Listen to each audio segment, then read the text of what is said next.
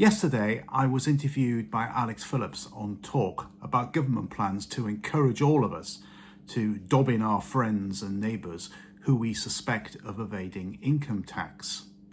During the interview, and I have posted a link to it in the description, Alex mentioned the Stasi in East Germany, and I did comment on it, but it really got me thinking because, as I mentioned, I have friends who used to live in East Germany during the communist days, or more accurately, friends of a friend who I met. And after the fall of the Berlin Wall, which amazingly is more than 36 years ago, they were allowed to look at their Stasi files. The vast majority of them refused to do so, and it's hardly surprising why. During the height of the communist regime, the Stasi, which was an intelligence network and agency, employed 90,000 full-time members of staff. But in addition to that, there was between 170,000 and 200,000 informants. And those informants could have been your friends, your neighbours. It could have been a member of the clergy, a priest or a minister of religion. It could have even been your spouse. So it is hardly surprising that people just didn't want to know who basically had dobbed them in to the authorities.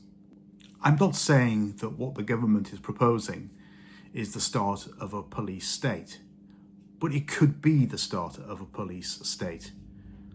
We remember the COVID days when we were all encouraged to report anyone who we saw breaking COVID rules.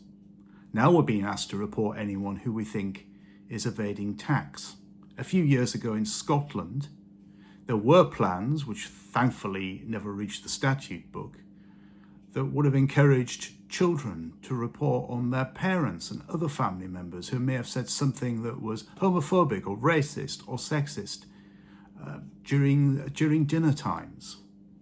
In a long-established democracy like we have in Britain, we don't move towards a truly authoritarian regime in one go. It's not as if we're likely to have a military coup or if a dictator is going to suddenly take the reins of power. That's not going to happen.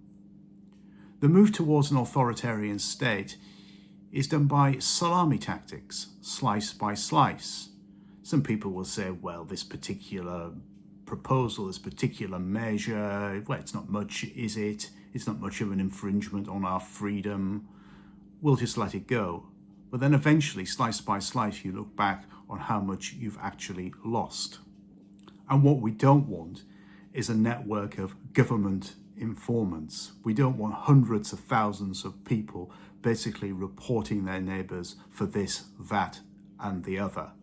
That really is a move towards an authoritarian state. So I find these government proposals very sinister, and it's certainly not something that I would do, especially as I don't really know whether anyone's evading tax or not. I could pass by someone's house. It's a rather large detached house. It has a Bentley on the drive. They may be paying the correct amount of tax, or they may not be paying the correct amount of tax, but I don't know. But there are some people who think, well, I could make £100,000, £150,000 as a reward from the government if this person is not paying the correct amount of tax, and I report them. And that is not the sort of society that I want to live in. Of course, the best way of making sure that people do pay the correct amount of tax is having lower, simpler taxes. Now, I can hear those of a left-of-centre persuasion saying, yes, that's a typical right-wing opinion. And indeed, it is a typical right-wing opinion, and it also happens to be true. The lower the tax rates are and the simpler the tax system is, means there will be more people willing to pay taxes and there will be fewer opportunities to evade them. It really is that simple.